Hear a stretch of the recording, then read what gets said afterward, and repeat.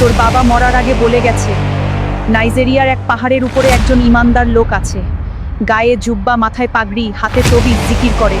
ওখানে তোর যাইতেই হবে। আচ্ছা মা, এখনই আমি যাইতেছি।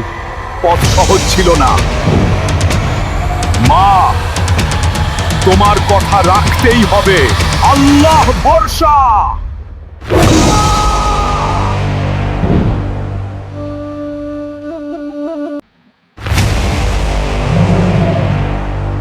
বন্ধুরা বন্ধুরা সবাই আমাকে লাইক সাবস্ক্রাইব করুন। আমার মায়ের কথা রাখতে হবে। আল্লাহ আমার সহায়। হুজুর, আমার বাবা আপনার কাছে আসতে বলছিল। অনেক যুদ্ধ, অনেক কষ্ট করে আপনার কাছে আসছি। আমি চোখ বুজেই সব দেখেছি বাবা। তুমি আমার পরীক্ষায় পাশ করেছ। আজ থেকে 5 ওয়াক্ত নামাজ পড়বা।